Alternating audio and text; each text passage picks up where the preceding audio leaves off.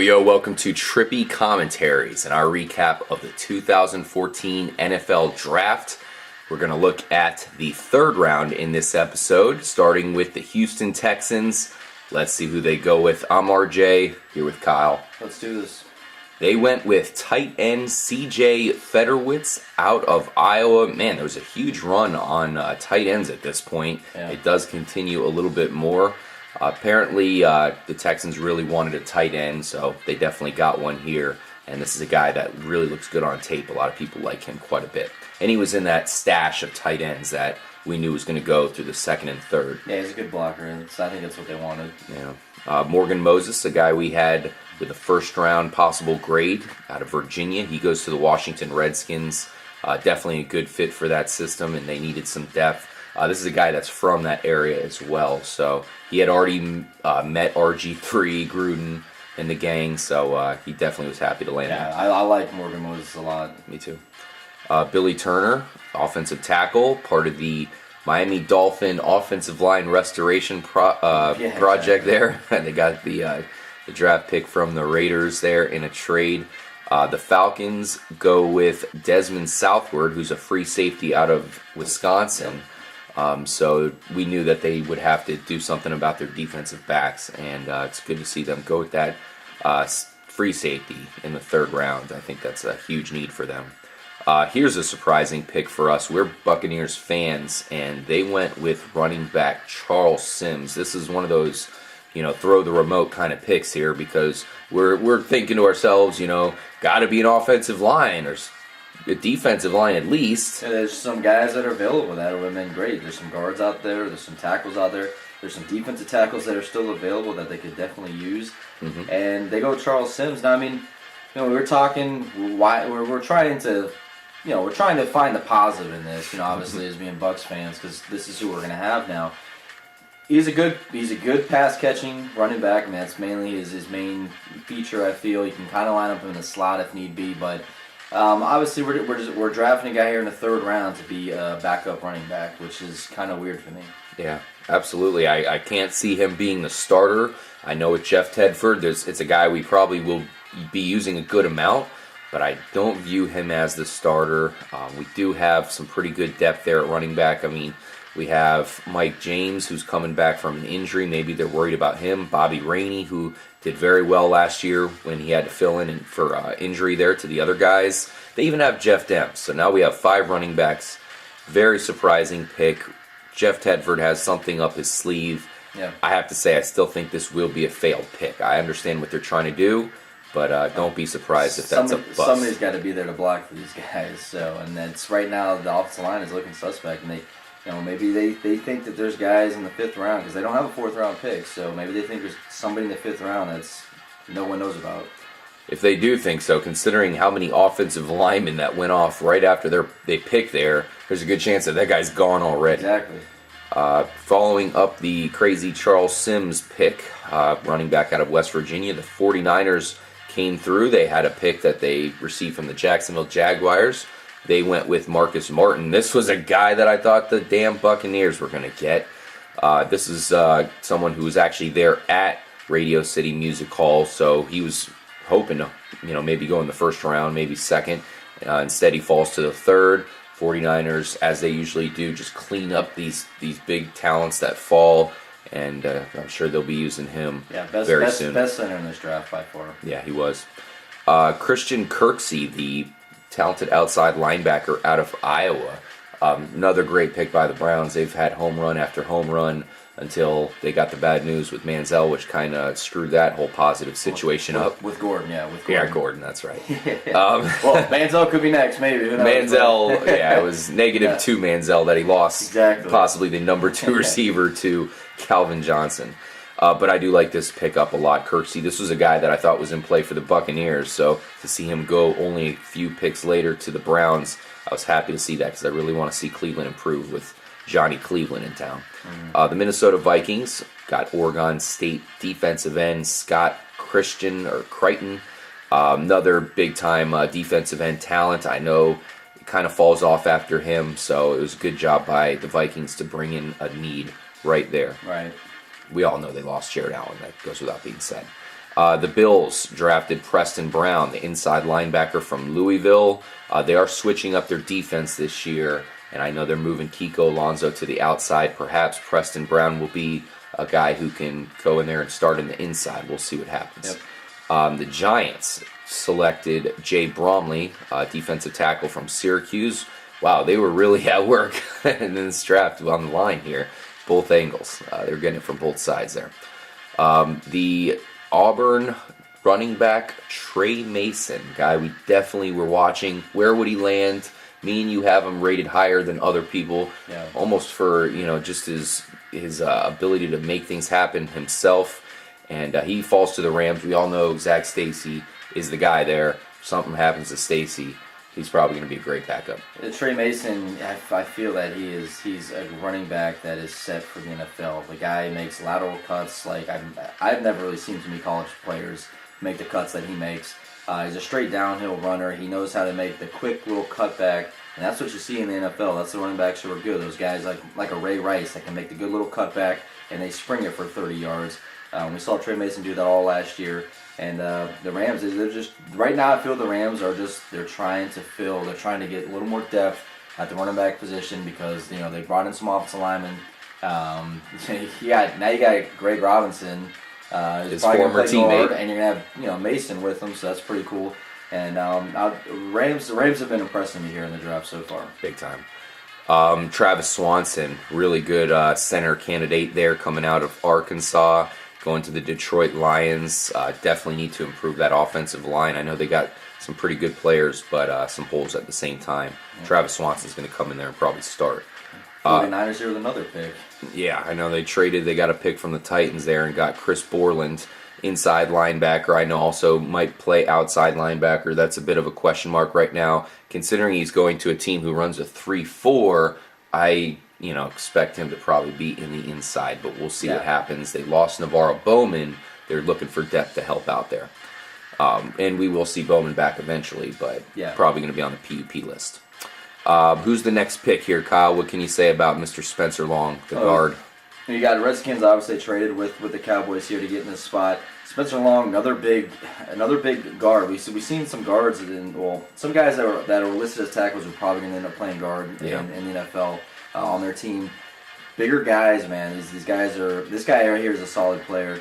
I like how quick he is, and this guy's just full of energy. I mean, he's one of those guys that he brings it every single time he plays. And you want that out of your guards, man. Your guards going to be doing a lot of pulling. You kind of want those guys who want to run downfield and find that cornerback or that linebacker they can lay out. Mm-hmm. Now, I like what he brings to the table. I like this pick, considering not too long ago they got Morgan Moses.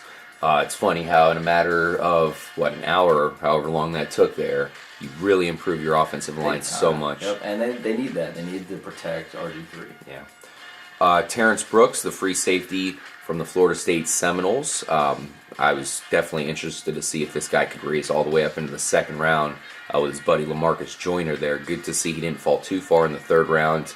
Really goes to a good home with the Baltimore Ravens. We know Matt Elam is going to be on the come-up this year. Perhaps Terrence Brooks is going to be his teammate in the backfield, have a little Florida State, Florida DB action back there for the Ravens. He's a great natural blitzer. He's very good at that, and I kind of feel that's what the Ravens are bringing him in for, is to bring him in there. Maybe bring him up, put him up in the box, and let him just have fun going after the quarterback when they need it. Yeah. Dexter McDougal, a guy I was definitely hearing a lot about coming into the draft, one of the up-and-coming cornerbacks. He lands at the Jets from Maryland. I mean, the Jets were complaining they needed their cornerback. They waited long enough to do it in the third round, but they got him. Dexter McDougal, plus guy they got last year, D. Milner. We'll see what happens. Yeah, they're gonna have two young cornerbacks. McDougal's one of those guys that's gonna go up and knock balls down, possibly go up and intercept balls. He's a great athlete, and the Jets, they needed help at the cornerback position, and badly they found it here. So. Gabe Jackson, a player I'm really high on, one of the better guards in the draft, still available here. The Raiders, another big-time pickup. They're having a great draft here so far. Mississippi State's big guard, man. He's going to be a good addition there for the Oakland Raiders.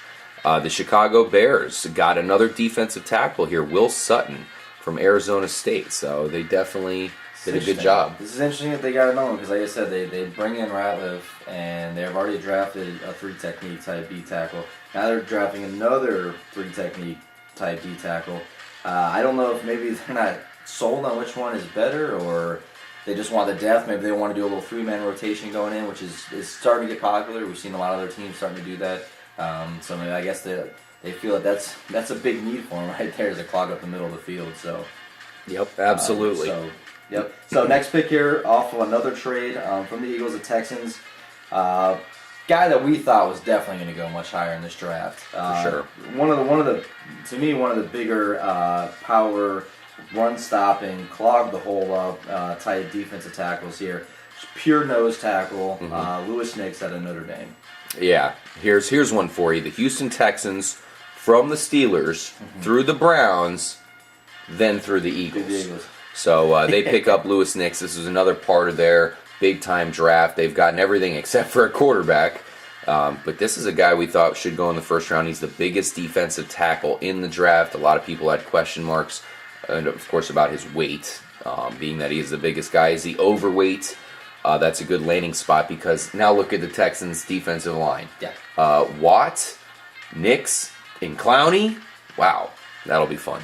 Yeah, I mean, actually, they should tell him to eat more and just clog up the middle. That's all they need to do, because you can have so much pressure coming off the outside. As long as he can keep that middle clogged up where the quarterback can't step up, their defense line is looking really nasty right now. Yeah, that actually is really well said, because people hate on him because he can't move too well, but he makes so many plays where he doesn't really move that far at all. Kareem Martin, guy we heard a lot about, defensive end, going to the Cardinals. Another defensive line move there for the Cardinals. Out of North Carolina. Yeah, good to see they're trying to attempt to make their defense maybe a top 3 defense in the entire league. That's saying a lot, but they got some good tools. I hope Tyrann Mathieu can get healthy as soon as possible. The Packers, they're going to go with Kyrie Thornton, another defensive tackle off the board, Southern Miss. We knew the Packers are going to want to help out their defense. They went with a wide receiver in round 2. They go right back to defense in round 3.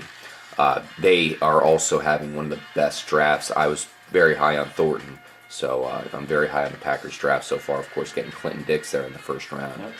Josh Huff, wide receiver, one of those wide receivers with possibly a second-round grade that are going to fall into the third round. Hell, I heard one guy had him as a first-round grade.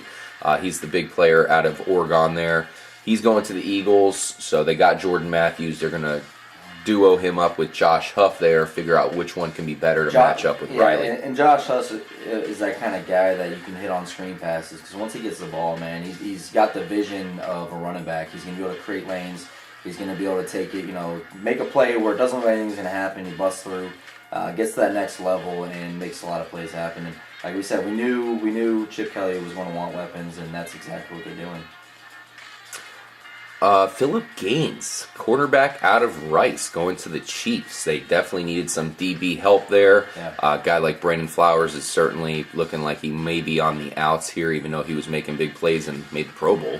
But they're going to bring in some young, talent to try to resurrect the cornerbacks. The whole defense gave out on them at the end of the year, and they're making a pretty good effort here to make sure that doesn't happen in 2014. The Bengals pick number 24, get Will Clark, another defensive end we were hearing about coming into the draft. They didn't get Coney Ealy, somebody who was available for him. Hell, they had a couple of defensive ends available that I thought they were going to go after, but they do get Will Clark. We'll see how that matches up after they lose Mike Johnson. Yeah, Mike Johnson. Will Clark's pretty good, man. He's tall, he's lanky, he's got a good first step, and I think he's a guy that can develop after a couple of years and being a pretty dominant, actually, defensive end. Chris Watt, the offensive guard from the going to the Chargers. He's from Notre Dame. He was partners with Zach Martin there. I mean, I feel Notre Dame, half of their starting team from last year has already been drafted in the NFL. Notre Dame definitely showing out here early in this draft. And once again, another good guard here. I like the Chargers. Definitely need to keep that offensive line, in top form, because Philip Rivers doesn't always get around the pocket too much. He's getting a little older. You got to protect him, because if he has time, Philip Rivers is a very dangerous quarterback. So I like this pick here for the Chargers. Dante Moncrief, player, wide receiver, of course, that a lot of people were really high on. I was not as high on him as others, just because I felt like he did need some work in some areas. He's going to the Colts, who are loaded at wide receiver currently. I know Hakeem Nicks is only on a 1-year contract, and I assume that the Colts are probably just going to use him for that 1 year. Maybe this is a situation where Moncrief can kind of learn the ropes from the 3 vets. Maybe the year after that is his time to shine. We'll see what happens.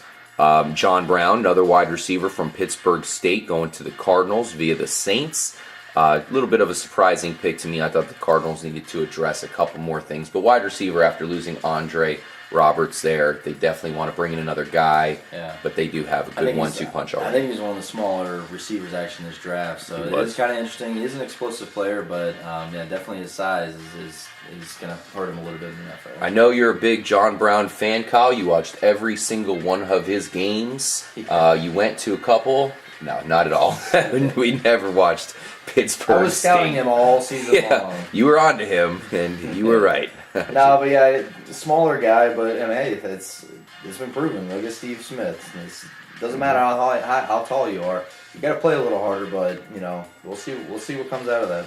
Yeah, his highlight reel was great. I mean, I swear he looked like he was playing against some amateurs out there, which I guess they are probably amateurs, but he looked fine.